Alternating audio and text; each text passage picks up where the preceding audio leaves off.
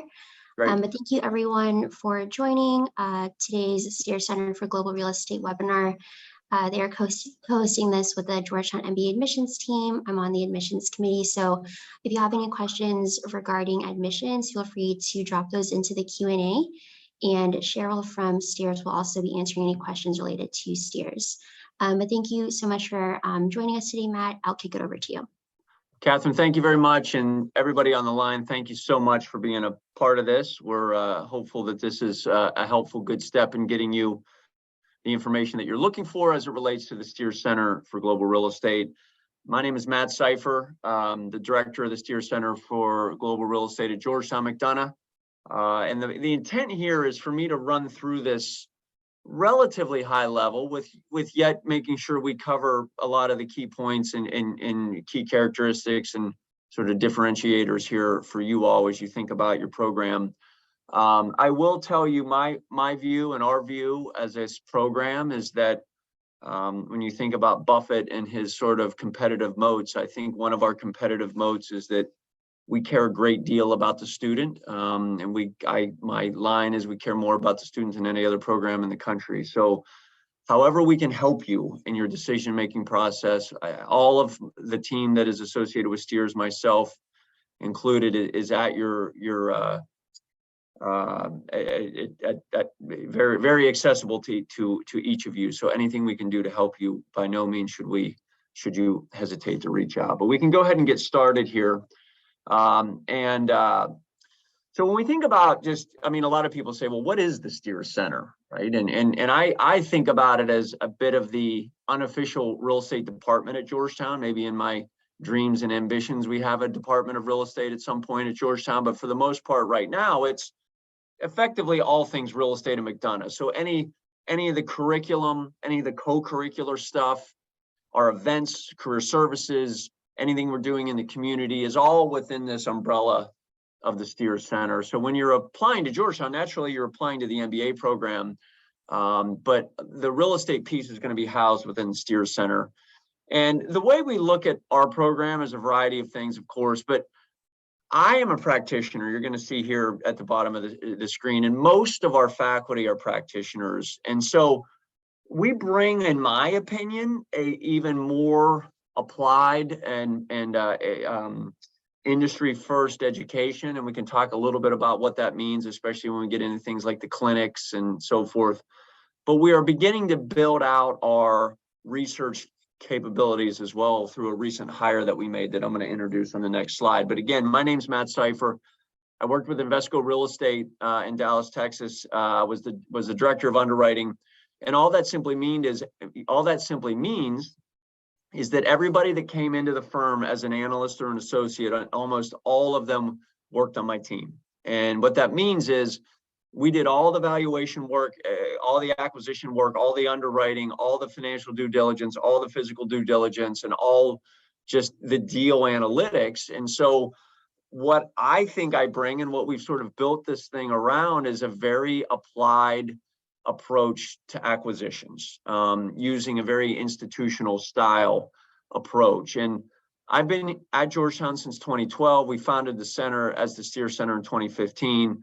And I do everything I can to put the student at the center of everything we do. And that's led to whatever success I think we've had thus far. But by no means is it just me. George Jonas, who's also on the line here, is my managing director, former CEO of the Fortress Group. Really the for sale housing expert here within the Steer Center. Tremendous exposure and experience though on just how organizations run, and has been very helpful to me there as well. The other, I guess, two members of what I call our core team, Francesco DeCunto is the recently hired Clark Chair in Global Real Estate.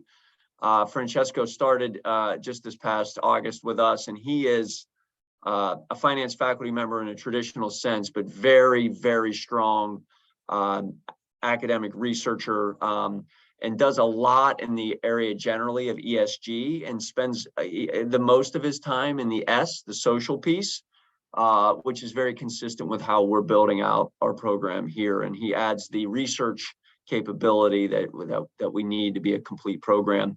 Cheryl Lang is also on the phone or the Zoom here, and she's our marketing coordinator. So all of the social that you're seeing is her baby, and as well as just how we're marketing and branding ourselves generally as well. We have a tremendous number of faculty, and we're going to go through this quickly, but all of them have some really good professional experience, and we care a lot about making sure we're putting the best possible faculty that we can in the classroom. Jeff Foster, as an example, the former CFO at DuPont Fabros, which was a publicly traded data center company. Jeremy Healy has really strong experience in the area of structured finance, and is also, like I said, teaches in our program, teaches the real estate public debt course, the CMBS course. John Wilkinson, who's currently teaching, actually teaches the real estate entrepreneurship class. Started his own company by the name of the Boundary Companies, and has been massively successful after starting his career locally with JBG Smith. And we also have Ken Bacon. Ken is probably the most respectable individual that we have on our faculty, but he ran Fannie Mae's lending business on the multifamily side for a long time, and was very involved in the RTC days with that, if any of you even know what that is, but it is currently a multifamily owner investor with a company by the name of Railfield. So that represents essentially our what I'll call our core faculty and the key members of our team. So that's a little bit of who we are, but the why and the what we'll sort of walk through here for the balance of this. So obviously we have academic coursework. The experiential piece of this thing is massive. I'm a huge advocate of the mission of Georgetown, this history as a Jesuit institution that has values that are just as secular as they are religious. And really, it was a huge draw for me coming to Georgetown. Our Washington, D.C. location, which I think is fantastic, very active alumni, and of course, as I've been mentioning, the student-centric approach. But it's really the integration of all of these things into a system that results in what we think is a very good opportunity for you to further your careers at Georgetown with an MBA here. So let's get going. So when we talk about the academic, piece of this thing, our curriculum is very purpose-built, right? So I've looked at a lot of academic curriculums for programs, and it looks like they just, had a bunch of classes that are already on the books that they just assembled into a curriculum and said, that's what we're teaching. And what we did is said, what do the students need to understand? And let's build those classes as opposed to taking a collection of what is, currently available. So our curriculum is essentially built on this 4-quadrant model, right? When you think about the real estate capital markets, you have 2 sources of capital, meaning public and private, and you have 2, what I'll call types of capital, debt and equity. And the intersection of the public and private and the debt and equity is the entirety of the real estate capital markets. So we have classes in real estate private debt, the direct lending side. There's a lot of the industry right now talking about what's going on in the debt markets and increasing interest rates and how that's having a very profound impact on our business generally, is but an example of that. And Ken Bacon teaches that course. I happen to teach the private equity course, but this is what I would consider the foundation. This is where you get the core of your real estate education. This is the terminology, this is the technical stuff. And on that, though, we then build an applied amount of coursework. So we have what is known as the real estate clinic, where we have a multifamily clinic and a commercial clinic. And in those clinic courses, you underwrite live deals. So you will use offering memorandums from brokers on deals that are in the market. We will go through the financial analysis using a financial model. You'll write up what we'll call a screening committee memo, which is sort of an overview of the investment strategy, the risks of the investment, the attributes of the investment, and general pricing. And this experience is precisely the experience you would be required to have at an internship or a full-time job. I mean, it's essentially vetting deals. And so we do that here. And I don't know any other program in the country that is allowing our students to underwrite live deals. This started with Invesco Real Estate, as our students were effectively an overflow valve for their underwriting needs. They had a tremendous amount of deal volume, and they needed help. And so our students were actually underwriting live deals for Invesco. That's evolved a bit over time, but we're still underwriting live deals for private sector companies. So it's just a really great place to learn. And we use that word clinic very, very deliberately, because if you think about, how do you train a doctor? How do you train a lawyer? How do you train a nurse?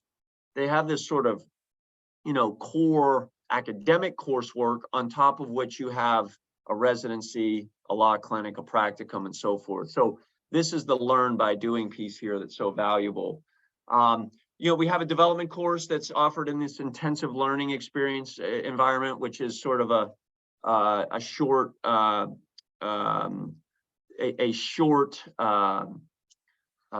intensive class. And we also, as I talked about, John Wilkinson has this real estate entrepreneurship class. And there was a comment in the chat here I wanted to just address. There's the word underwriting. When somebody says we underwrite the deal, all that simply means is we engage in the financial analysis of the deal, but we also think about, as I said, the risks, the attributes, and the strategy, right? So when we underwrite the deal, it's sort of more or less an evaluation of that transaction. So, this is our core coursework.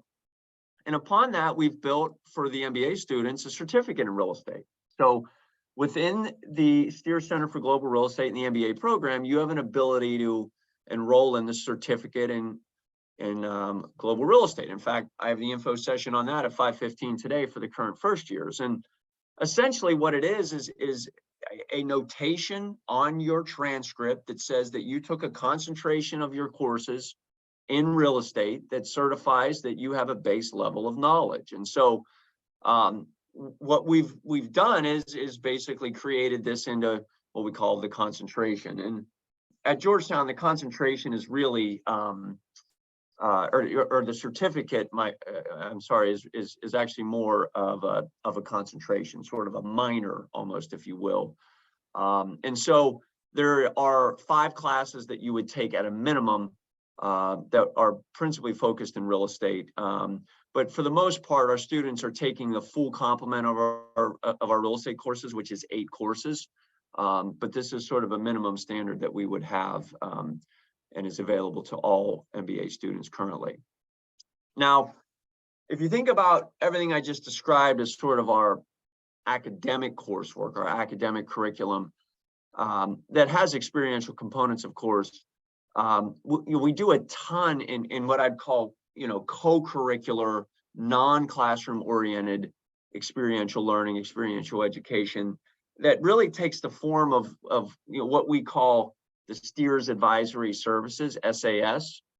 And essentially what that is we go out and identify live projects with real companies that our students work on with faculty oversight. Myself as a faculty oversight member, George Jonas, and we've had others, but these are real projects. And what we've done with these over time, though, is it's sort of morphed into ESG oriented projects. So environmental, social, and governance is a huge buzz phrase today, and it's really important to us. And in some respects, the media and what's going on politically has sort of changed and sort of twisted this a little bit. But at the end of the day, our view is ESG is something that we look at from a performance perspective. So what aspects of investment performance can be improved by virtue of being thoughtful about issues of the environmental, the environment, society, and governance. And so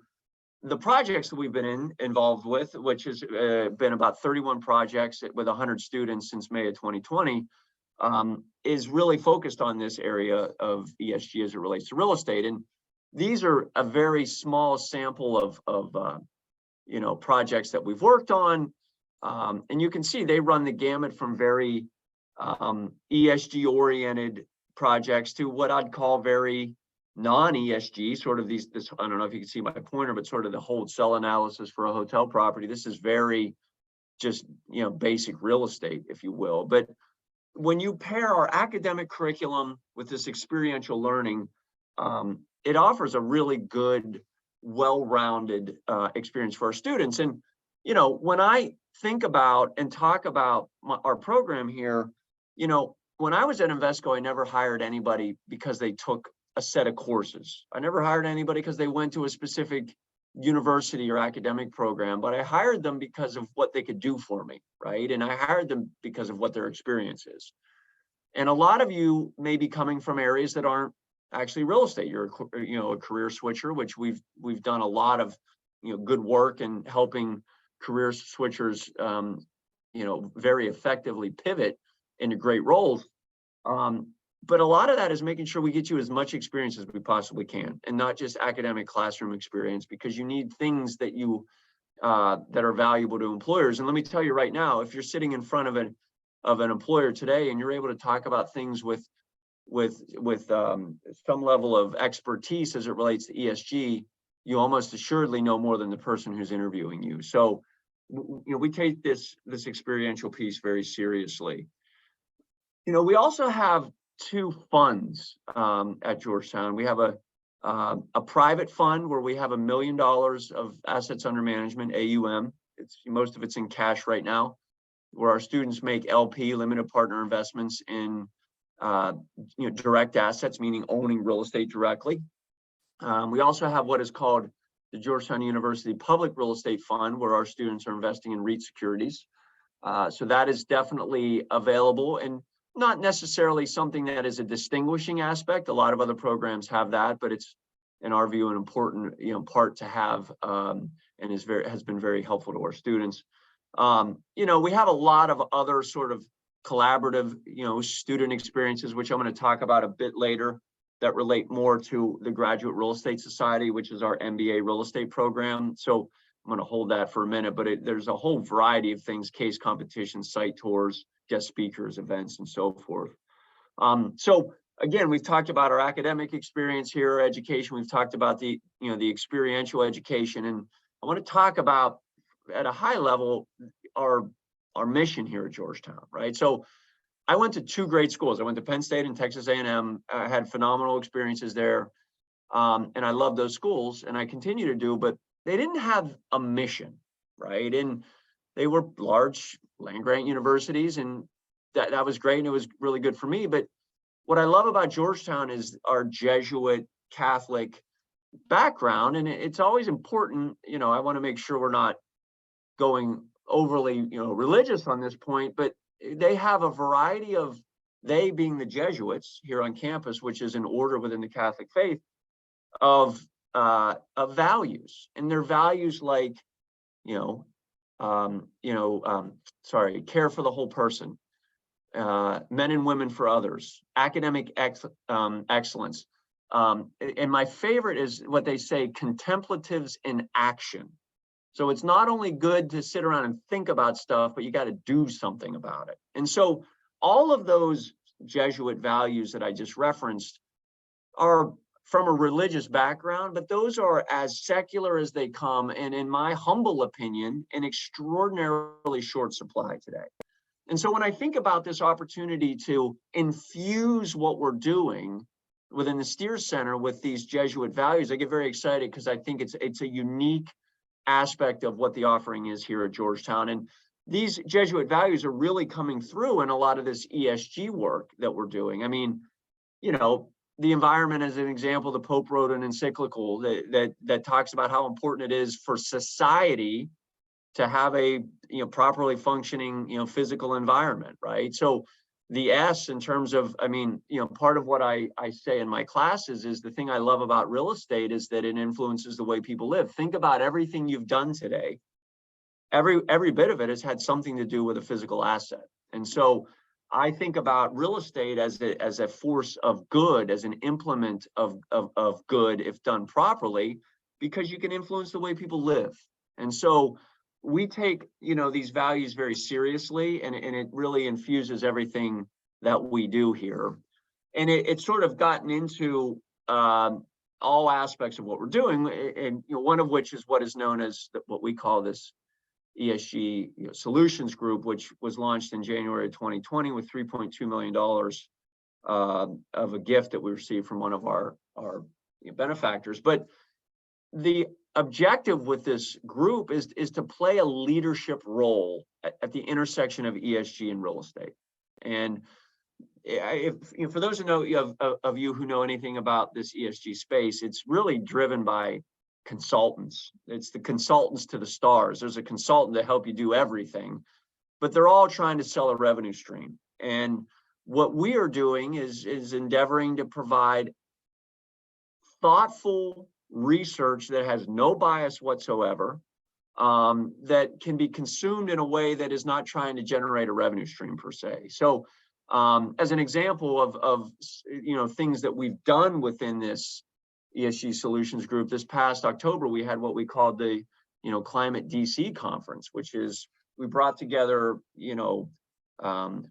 private sector owners of Washington DC real estate, the public sector, meaning the airport authority, the metro, the city, GSA, the federal folks. We brought them all together in a room and said, let's just envision Washington DC with the environment that we anticipate in 2050, and how does our what we'll call the sort of the real assets environment, which is inclusive of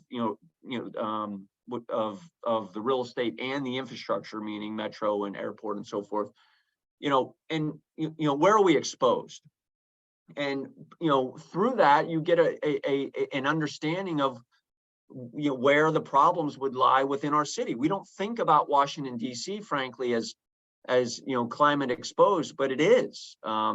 It's essentially coastal, and so there's a lot of implications here with the intersection of heat and a lot of moisture in the air, humidity, that will be problematic for this city over time. It's not all bad, but it's really just indicating a preparedness, and the ESG Solutions Group has been very involved in helping in that aspect as an example. Now, DC is, in my humble opinion, a fantastic town, right? So, I mean, I am not a big city guy, and I love Washington, DC because it's a human scale city, right? I mean, the height restrictions that are required here in Washington is a perfect example of that, of what makes this feel more human scale. And I love the city too because of the history. This is the first example in the United States of where the office was put next to the CEO's home, which is effectively what happened when Washington selected this area of on the Potomac to be the capital of the United States, with him just down the road in Mount Vernon. There's an excellent book by the name of Grand Avenues. If you haven't seen it, or if you have any interest in the intersection of history and real estate, it's a fantastic read on just how the city came to be, and it's entirely a real estate story. But look, I mean, we are not necessarily any different than a lot of these bigger cities. Every global investor is here. Almost everybody wants exposure to Washington, DC for some reason. So the people and the companies that we have moving through this town are very extensive, and we bring them to campus with a high degree of frequency, right? So it's a fantastic location for you to learn. We got a laboratory of learning here that I think has both what is really great, but also the challenges that we have in society, affordable housing being one of them.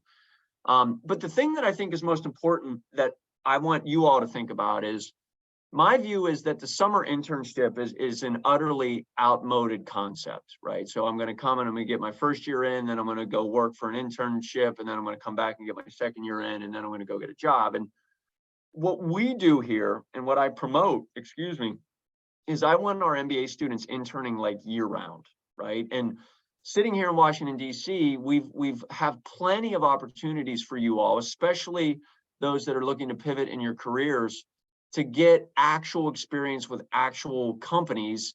That's not something you're going to be able to replicate in a classroom, right? So it's that experience of doing real work that's going to make you marketable. And we talk about this as a portfolio of experiences, right? It's your academic, curriculum. It's the experiential curriculum. It's all of the applied experiences that I just got them, describing. And it's an opportunity to work for real companies that at the end of your 2 years makes you a very marketable individual. And so that's really what we try to sell here. Now, part of that, what's so helpful is just the very strong alumni network that we have here. I was at an event last night just a cocktail hour. I think we had 50 or 60 people there. Just a fantastic collection of principally MBA students. Now, our undergrads all want to go to New York for some reason. Our MBA students all want to stay in DC for some reason, which frankly makes good sense to me. But we have just a very robust network of Georgetown MBA alums in Washington and other markets, but a very high concentration here. And just alumni general, both undergrad and MBA and so forth. We have a great advisory board here. If you go to globalrealestate.georgetown.edu under our leadership page, you'll see the tremendous individuals that we have on our alumni. These alumni are very active in what we're doing. They serve on our investment committees of our two funds. They're actively involved in these SAS projects that we have, but they care a lot about job placement. And so they're very involved in helping our students make sure they get the prime position in any of the job opportunities that we have out there. And we also have something known as the Georgetown Real Estate Alliance, which is essentially our alumni organization. Very active chapters here in DC as well as New York City. We have a formal alumni mentorship program that is very helpful to our students as we pair very specifically students with alumni that have common interests or have some commonality that would help the student in their process. So now, as I said, this is a very student-centric program. The student is at the center of everything we do. So when we got here 10 years ago, we put the student first, second, and third, and that was the priority. And that's our core value, is the student. We care about you. Many of you have probably spoken to Cheryl or George or both or some with me. We want you to ultimately get wherever you want to get, where you can be most happy and successful, but we really want you to come to Georgetown if possible. We want to do everything we can to make sure that happens. And again, you kind of heard a lot of why we think Georgetown is the best fit, but the important thing to note too is that this is a boutique program in the sense that it's small. We know who you are, we know where you want to be in life, we know who you want to be with and all of that stuff. So we get to know you as people. And when we get calls, which I do almost daily for jobs, and they explain what they're looking for, I can remember and I think about individuals and playing matchmaker based on what I've known of you and what you've indicated as your interests are. So you can see here a smattering of companies that are very active employers of our students, and we're excited about these companies, but this is just a small segment of who's actually showing up here on campus. Now, we talked a bit earlier about what I'll call more of the sort of the co-curricular side of our program, and what we have that really leads that is our Graduate Real Estate Society, GRES. And this is the current leadership of that program, GRES, and it's a great group of people that are always doing something. For instance, we're going to Howard Hughes, where a couple of our students interned this summer down in Houston. Is the CEO is going to tour us through a master plan community in Columbia, Maryland, in the next week or two. But there's all kinds of opportunities as it relates to just where we live, and these students are really actively involved in that through things such as career treks, and we do a ton of case competitions. We're sending our students down to the University of Texas here next week, I think. UNC's case competition is in the spring.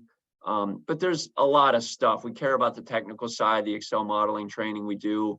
These CRE 101s, or we just bring in somebody that has some specific experience or knowledge, and they talk for an hour just to give you sort of a deep dive on a topic in a short order. And, our alumni help on the interview prep and so forth. I mean, there's just a lot that goes on here that is very important. And frankly, it's the social side of this, because yes, it's work, but you also have to have fun here. And an example of a blend of that fun and work is this trek that we do every year to London.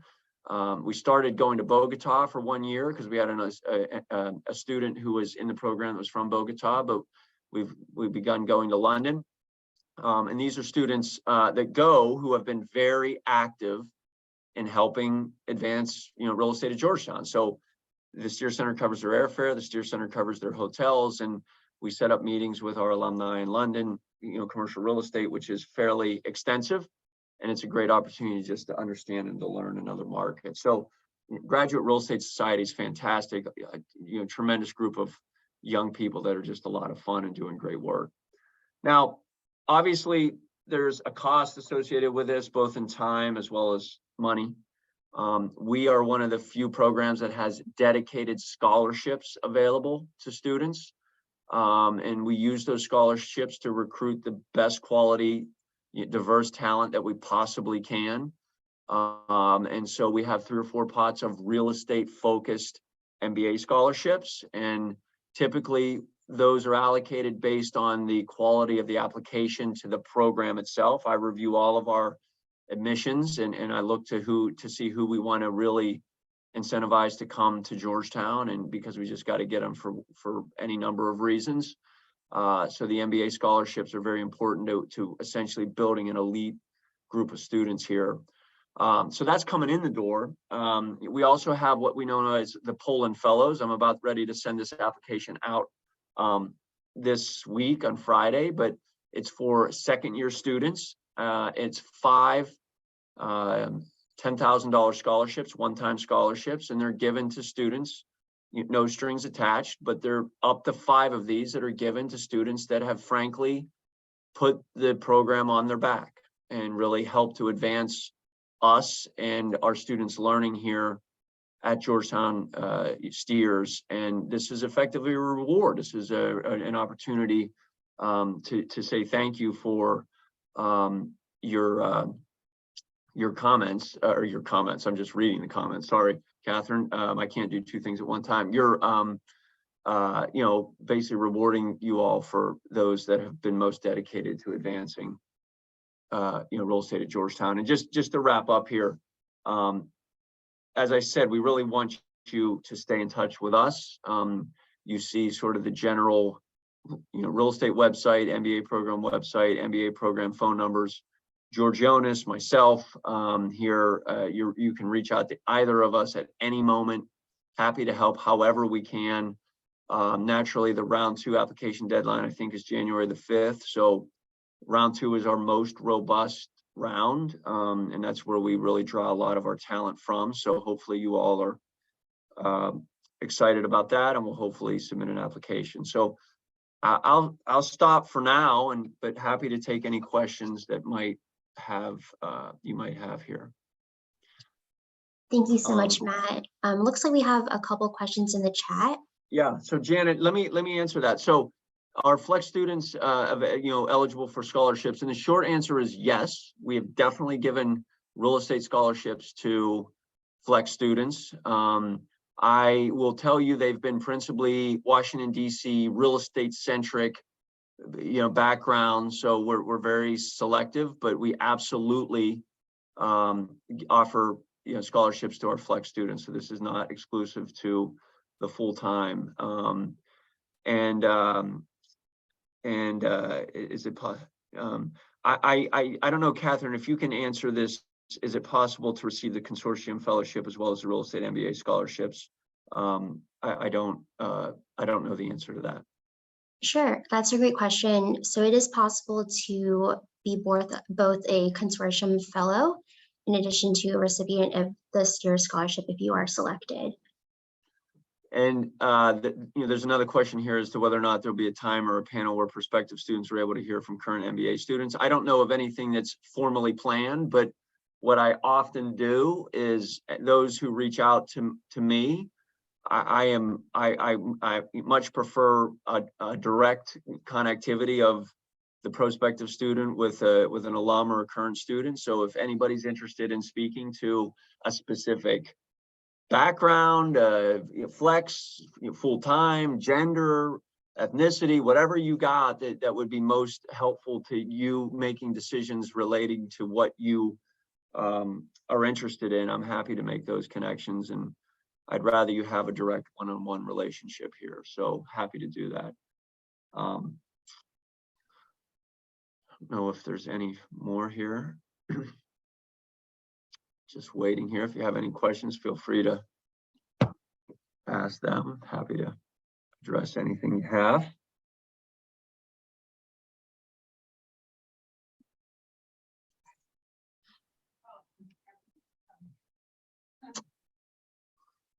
So I'm not seeing anything more. Catherine, I don't know what the sort of the protocol is here. No, I'm sorry. Hold on. We got a couple coming through. So is the so Catherine, can you address the STEM question, please? Yes, so the question is the certificate in global real estate aligned towards acquiring the STEM certificate also.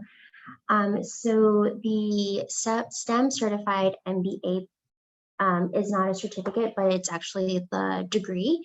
And so you can go on our website to look at the electives that would qualify for the STEM certification.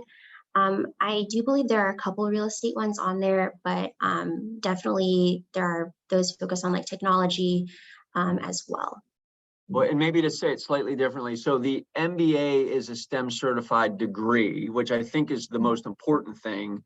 The certificate has courses with which I think count in that designation, but it's not a STEM certified certificate because the degree program itself is.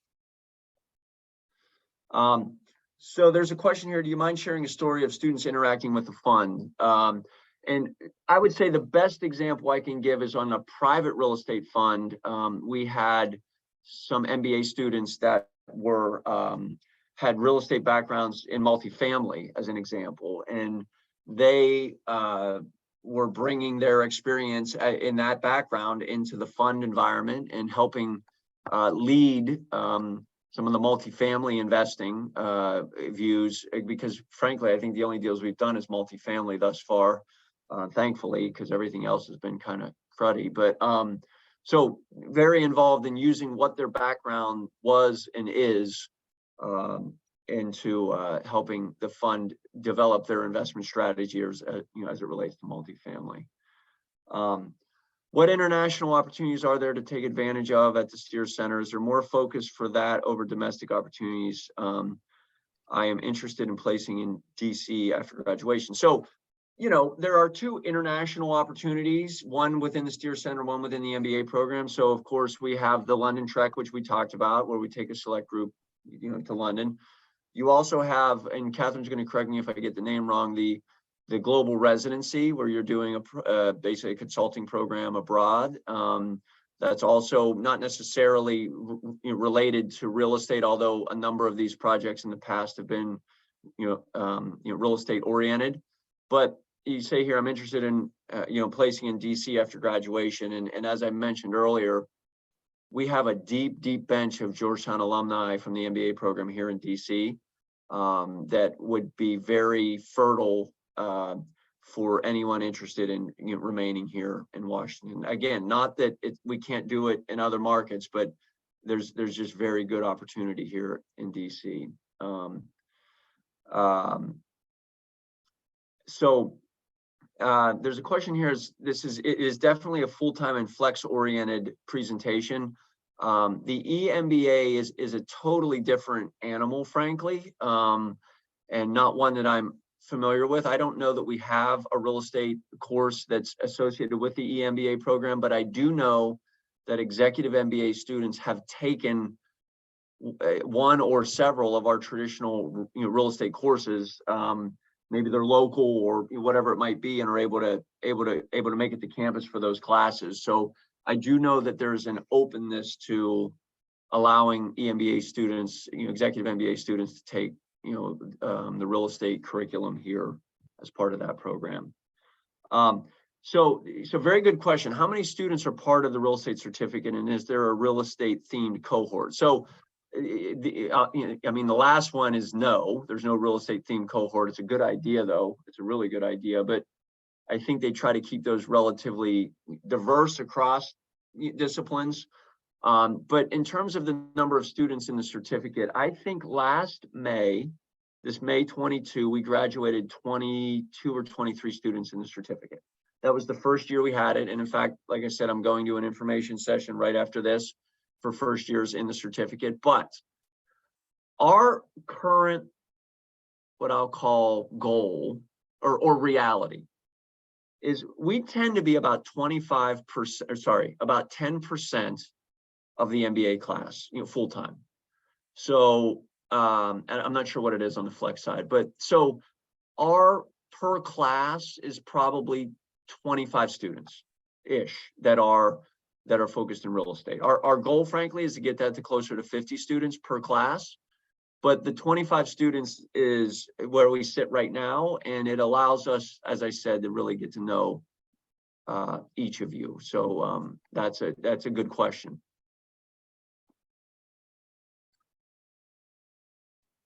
Difference between normal flex MBA and taking mostly real estate related electives versus flex MBA with.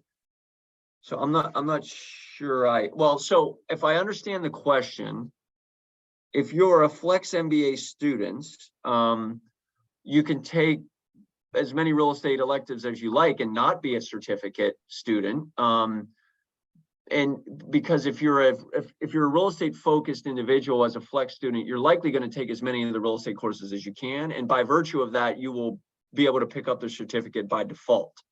So there's nothing additional or that you would have or wouldn't have as a flex MBA student taking mostly real estate related electives versus adding the certificate. You would sort of pick that up as a matter of due course, but hopefully I answered that one correctly. How do you anticipate the program growing over the next 5 years? So I don't know how many of you have been following what we've done just on our outward facing look here. So our website as an example, our social media presence, but those two things have been massively overhauled over the last 12 to 18 months with the intent of growing this program. I mean, we definitely want to grow from our sort of 25 students per class to much more closer to 50 full-timers. My view also on the flex side is if you're a student in Washington, or if you're a real estate professional in Washington, D.C., there's really, I hope we give you reason to think that there's no other place to get your evening MBA, especially if you're focused in real estate. So, I mean, over the next 5 years, I hope we're talking about how we're, 20% of the MBA class. I hope we're talking about how half of our student body of real estate students are women. 35% of our students are diverse and reflect how we look as a society. I would like us to say, that we continue to bring in very, very strong job opportunities, regardless of cycle position. So, that's what I think about in terms of growth. And we've got work to do on all of those. It's a good question, though. It's one I think about every day.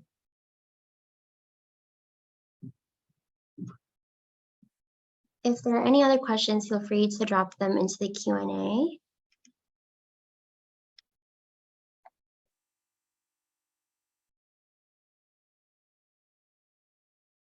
Okay, it looks like that might be it. But if you all have any follow-up questions, feel free to email the Global Real Estate email address or Georgetown MBA.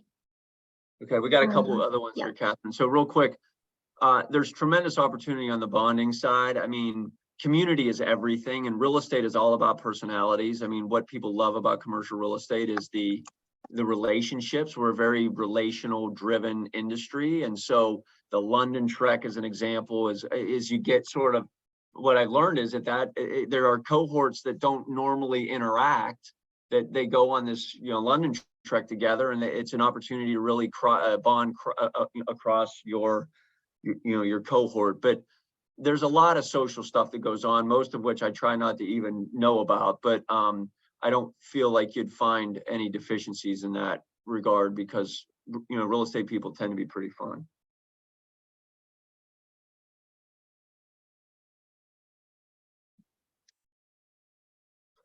Well, I sincerely appreciate the time. Hopefully you found this helpful. If we can be of any service to you, let us know. We want you to come to Georgetown. We hope you see why this is the best spot in the country, and I firmly believe that. And we're happy to talk to you more. But I will turn it back over to you, Catherine. But I think I'm done on my end. Great. Well, thank you so much for your time today, Matt. We all really appreciated it. It looks like someone is thanking you in the chat. So thank you all for joining today. Again, feel free to follow up with any questions to the 2 email addresses listed on the screen, or George and Matt personally. But we will plan to send the recording of this session in the follow-up email. But thank you all so much, and hope you have a great day. All right, take care, everybody.